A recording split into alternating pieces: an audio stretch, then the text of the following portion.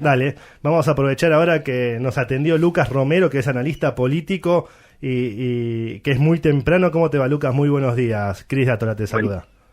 Buen día, Cristian. ¿Cómo andan ustedes? Buen día al equipo. Bien, gracias por atendernos. Lucas, a ver, por favor. Me gustaría que pensemos un poco en este escenario de las PASO, ¿sí? Que hoy decía recién en el editorial que si Juntos por el Cambio y la izquierda no presentaran distintas alternativas, sería una gran encuesta las PASO.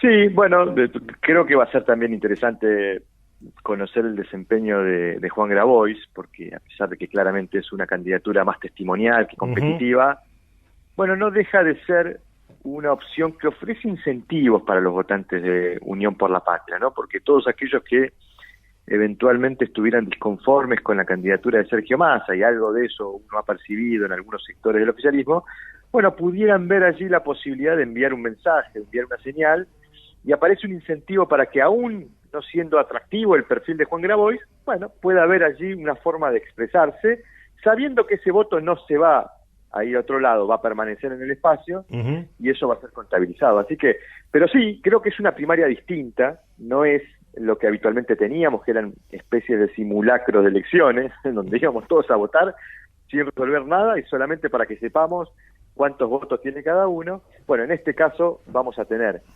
en una de las coaliciones protagonistas de la escena, Juntos por el Cambio, bueno, una disputa por la candidatura, siendo que tiene altas chances ese espacio de ser gobierno, así que va a ser una escena distinta esta vez.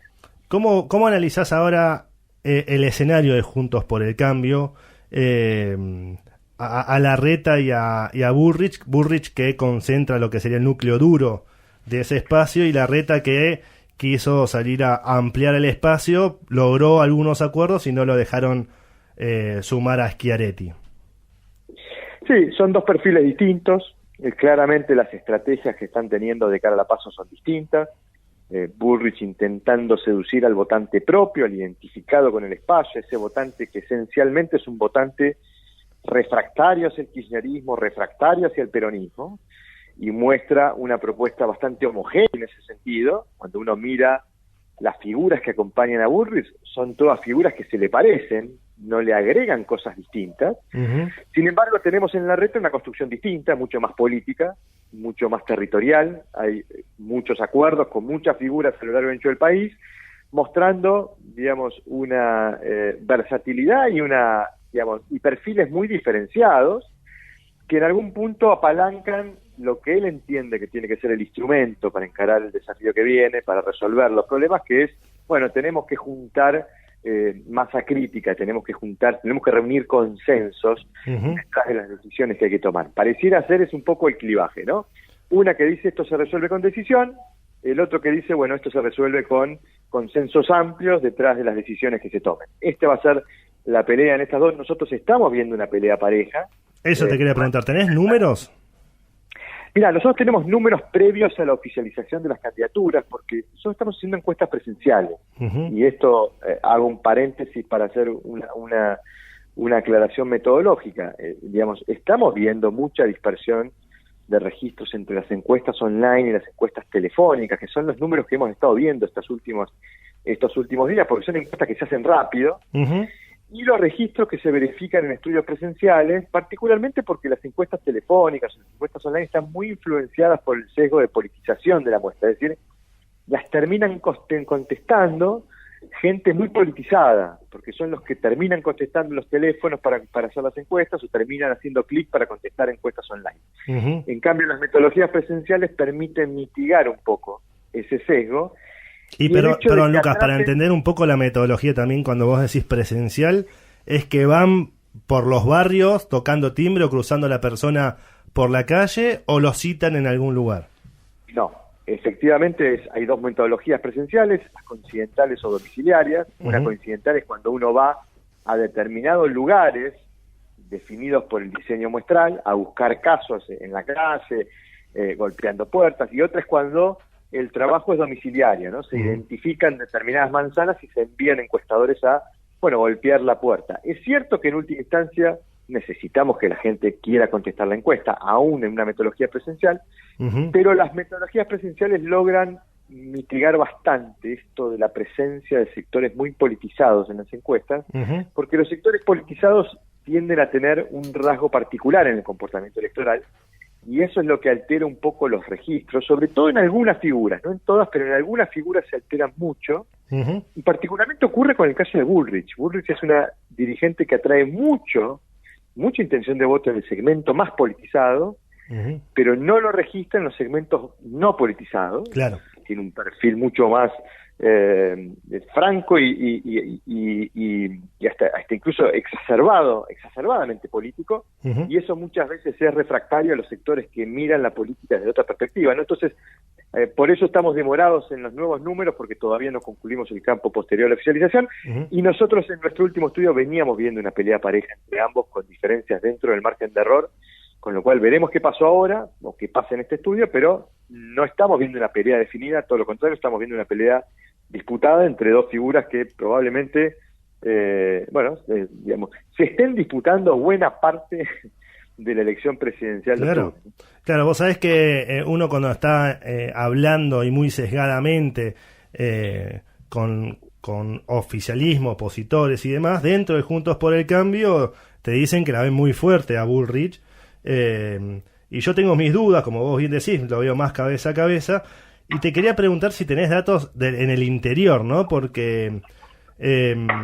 ¿cómo está la reta en el interior?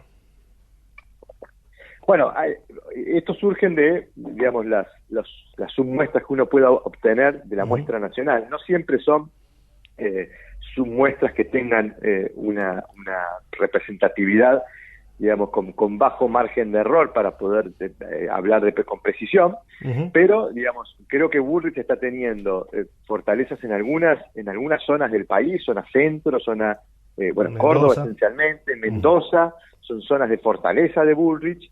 Es cierto que Bullrich está bien en el interior de la provincia de Buenos Aires, pero la reta está bien en el conurbano, y eso tiene un impacto, porque el conurbano son 2 de cada 3 votos de la provincia de Buenos Aires, con lo cual, digamos, un punto en la provincia de Buenos Aires es lo mismo que 1,6 de las 4 provincias que le siguen en tamaño. Claro. Por eso es tan importante la provincia de Buenos Aires. Cuando uno tiene una diferencia en la provincia, bueno, eso compensa mucho diferencias que se pueden registrar en otras provincias. Después, en la Patagonia y en el norte, bueno, la reta ha tenido, digamos, buenos acuerdos territoriales en ese sentido. Bueno, tiene el vicegobernador que es de Jujuy, pero además tiene vínculos muy estrechos con, por ejemplo, el candidato Ignacio Nacho Torres en Chubut, muy probablemente el ganador de la elección de Chubut, veremos si eso ocurre. Tiene buen entendimiento con el espacio que ha ido construyendo la opción más competitiva en Santa Cruz. Digamos, hay allí, me parece, un entramado de acuerdos más sólido de la reta en el norte y en el sur, pero Bullrich está muy fuerte en el centro, en una región además eminentemente agropecuaria que, bueno, digamos, empatiza mucho más con ese discurso más agresivo y más definido de Bullrich. Hola Lucas, buen día, ¿cómo estás? Gusto en saludarte. Buen día. Te quería preguntar cuál es el impacto y tu mirada sobre la fórmula compuesta por Massa, ¿no? ¿Qué repercusiones hubo o va a haber dentro del kirchnerismo más duro? Bueno, yo creo que Massa era el candidato natural del espacio, ¿no? De hecho, cuando miramos la escena, identificamos a los 4 principales candidatos, y estoy hablando de Massa, Larreta, Bullrich y Milei, eran los candidatos que uno ya proyectaba hace un año atrás que iban a ser los candidatos protagonistas, ¿no? Uno imaginaba que el oficialismo iba a tener que apelar nuevamente a esta estrategia que ha sido dominante, tanto en 2015 como en 2019 se apeló a una figura diferenciada del kirchnerismo, a pesar de que el kirchnerismo, digamos, representa el sector mayoritario del oficialismo, del panperonismo, pero siempre se busca una figura diferenciada que sea capaz de capturar el voto más independiente, el voto más peronista no kirchnerista, que pudiera tener algún sentimiento o actitud refractaria hacia el kirchnerismo. Entonces, cuando uno buscaba qué figura no kirchnerista podía liderar la oferta, bueno, Massa tenía todos los números, ¿no? Y me parece que se terminó de confirmar con su candidatura. Creo que no es la forma en que Massa imaginaba llegando a la candidatura, y creo que no es el acompañante que Massa imaginaba para llegar a la candidatura. Yo creo que Massa hubiera preferido alguien que represente a Cristina, que esté en la fórmula, y ahí creo que la fórmula natural era Massa Guado de Pedro, porque eso le garantiza algún compromiso, no solo del kirchnerismo, sino de Cristina con la fórmula. Claro, bueno, justamente Porque, eso quería preguntarte, ¿por qué pensás que Cristina se dio el espacio? Porque vos hablaste recién de que al no estar Guado en la fórmula, bueno, Cristina no garantiza el compromiso como pasó con Scioli, no sé si te acordás, que también lo dejó un poco solo en aquella elección del 2015. exacto, yo ahí creo que hay múltiples factores, ¿no? Uno puede identificar varios, pero voy a señalar dos. Uno creo que es el procedimiento de cómo se resolvió. Se resolvió de una forma muy accidentada la candidatura de Massa, ¿no? De hecho, se resolvió de una forma tan insólita como, por ejemplo, que el presidente y la vicepresidenta no hablaron, no dialogaron. Y esto lo ha expresado gente cercana a Cristina Kirchner, que no hubo diálogo con el presidente. Hubo mensajeros, pero no diálogo directo. Entonces, creo que la persistencia, que fue una estrategia de Alberto Fernández, de su candidato Daniel Scioli, obligó a hacerle un lugar en la fórmula. Entonces, el lugar en la fórmula era el vice, porque obviamente Alberto Fernández no iba a poner el candidato a presidente. Y como Massa no quería ir una paso, dijeron, bueno, la solución de equilibrio pareciera ser que sea Massa el candidato y que Alberto ponga al vice, que fue lo que efectivamente ocurrió. Ahora, ¿cómo...? Ahí voy al segundo factor, Dale. que es, bueno, esto implica que Cristina cede. Ahora, Cristina cede, y yo creo que acá es un poco la razón, A ver. que probablemente cede porque lo que ve es una elección adversa. Claro. Porque el marco en el que ocurre todo este proceso es un marco con alta inflación, con economía en recesión, con la gente enojada, con la gente demandando un cambio, con un contrato electoral incumplido por el Frente de Todos, con demandas económicas incumplidas por el Frente de Todos. Es decir, un contexto que presenta una elección adversa. Entonces Cristina dice, bueno, si no quieren que yo esté y la forma de llegar a un acuerdo es esta, vayan ustedes, yo me quedo en casa, miraré esto desde afuera. Y lo digo así porque el propio Máximo está pidiéndole a Cristina que se involucre, cosa que es ratificación y evidencia de que Cristina no tiene demasiada intención de involucrarse en la campaña. Claro, bueno, era un poco el análisis que hacía, pero se va a hacer fuerte en la provincia, porque lo pone aguado ahí con Axel. Bueno, es la provincia que está gobernada por uno de sus dirigentes de mayor confianza, como Axel Kicillof, uno de los que muchos lo señalan como el sucesor, el que Cristina siempre vio como su sucesor y su candidato a presidente potencial. Entonces, claramente va a haber una intención de retener la provincia, se va a hacer el esfuerzo probablemente. Bueno, veremos qué nivel de involucramiento tiene Cristina en esa campaña. Ya Máximo le reclamó que se involucre públicamente. Veremos si ocurre, ¿no? Sí, vos sabés que quería volver un poquito para atrás, que era la pregunta que te quería interrumpir, porque llama la atención cómo un presidente, una figura presidencial que hoy está desdibujada, que dentro del espacio fue ninguneado, termina él imponiendo al vice. Bueno, súper interesante la pregunta. Vos sabés que en teoría política hay un término que se utiliza, se lo utiliza mucho en los regímenes parlamentarios, que hace referencia cuando en una coalición hay un partido minoritario, muy chiquitito, con una representación minoritaria en el Parlamento, pero que así de chiquitito es de decisivo para producir un triunfo, son los 2 o 3 votos que se necesitan para conformar mayoría. Bueno, a esa coalición se le adjudica lo que se denomina potencial de chantaje. ¿Qué significa potencial de chantaje? Que con muy poco, por tener la clave para producir el objetivo buscado, bueno, aumenta o amplifica su poder de influencia. Eso se llama potencial de chantaje. Bueno, Alberto Fernández ejerció su potencial de chantaje. ¿Dónde radicaba su potencial de chantaje? En facilitar la fórmula de unidad. Él plantó la primaria, plantó a Scioli, plantó la PASO, como una forma de complicarle al resto de los actores que eran mayoritarios la fórmula de consenso que todos buscaban. Entonces, hasta que no le garantizaron lo que él quería, él no bajó a su candidato, lo hizo finalmente, y fue una estrategia negociadora exitosa en la medida en que fue visualizado lo que él tenía, que era potencial de chantaje, y lo usó. Te hago una pregunta, Gustavo Guaraña. ¿Qué tal, Gustavo? Esta semana vimos que empezó y se está acelerando un poco la erosión de la imagen de Milei. En base a tus mediciones, parecería ser que Bullrich sería la principal heredera de esos votos, pero ¿estás viendo que hay movimiento hacia otras fuerzas políticas? Bueno, no tengo evidencia todavía porque, insisto, no cerramos nuestro estudio posterior a la oficialización de las candidaturas, así que veremos. he visto todo lo que ha ocurrido con Milei, creo que era previsible, digo era previsible porque veníamos hace meses diciendo es un candidato sin estructura, y todo lo que se evidenció en estas últimas semanas son la consecuencia de no tener una estructura, de no tener una organización detrás que organice la propuesta política, desde lo procesal, desde lo jurídico electoral, desde lo territorial.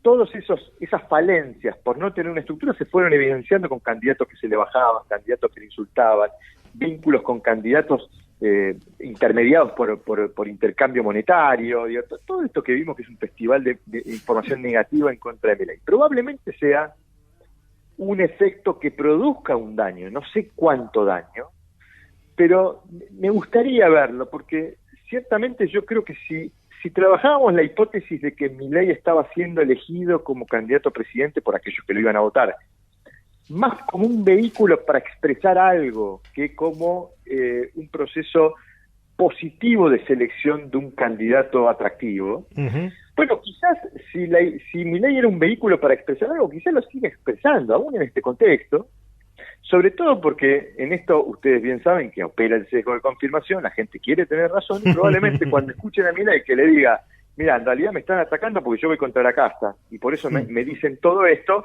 bueno, produzca una suerte de inmunidad en esos potenciales votantes de Milei y le crean y digan, bueno, claro, como viene a terminar con la casta, le hacen esto, lo voy a votar igual. Entonces, me gustaría ver cuál es el daño, todavía no lo sé, pero claramente si Milei desaparece de la escena, bueno, la escena se transforma, porque veníamos viendo una escena de 3, no sé si de tercios, pero de 3, y si uno de esos 3 desaparece, se transforma en una escena de 2, y estamos hablando de otro escenario completamente distinto. Claro. Lucas, la última y ahora desde el análisis netamente político.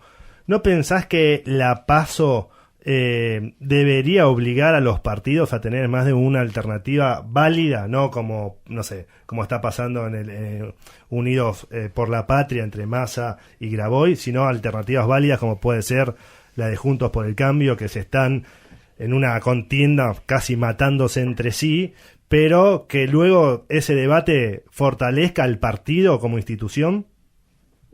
Mira, es súper interesante la pregunta. En términos de diseño institucional se estudia mucho esto, cómo impactan las reglas electorales en la competencia, en la conformación de un sistema de partido fuerte, sólido. Es muy válida la pregunta que haces. Ahora, yo te diría lo siguiente. Yo no pensaría en que la PASO obliga a los partidos a hacer una PASO, si esa es la inquietud.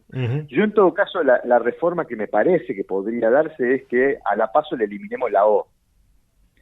Le eliminemos la obligatoriedad. ¿Por qué? Claro, porque entonces si un partido dice, no, yo tengo el candidato decidido, yo no participo, bueno, el partido no participa y que tampoco sea obligatorio el voto, y que solo pasen a votar los que quieran participar de alguna primaria. Esto genera conducta, ¿no? Porque entonces, pero puede haber entonces votantes de un espacio que no compite que van a participar en otro para favorecer. Claro. Hay que pensarlo, por ahí puede ser una especie de registro, ¿no? Digo, hay complicaciones, pero me parece que las PASO, independientemente de algunos aspectos que pudieran corregirse, hoy han sostenido la organización del sistema de partido. Y eso es muy importante para el funcionamiento de la democracia. Porque si nosotros tenemos un sistema fragmentado, bueno, se vuelve mucho más complejo algo que no estamos pudiendo conseguir con este sistema, que es el consenso político para tomar decisiones. Entonces, la fragmentación política es un virus que viene afectando a las democracias modernas, y creo que si no hubiéramos tenido PASO, hubiéramos tenido un escenario de mucha más fragmentación. Así que se pueden pensar formas de corregirlas, de mejorarlas, pero creo que tenemos que valorar este instrumento que ha ordenado un poquitito la política argentina en un contexto donde, bueno, necesitamos que se ordene aún más para poder tener una economía ordenada también, ¿no? Lucas, muchas gracias, No, por favor, un abrazo grande. Fue Lucas Romero, analista político. Bueno, lo paseamos por todos lados, por todas las fuerzas. Me quedo con esa frase de cómo un presidente, con una figura por lo menos cuestionada y desgastada, termina imponiendo a su candidato en la fórmula presidencial.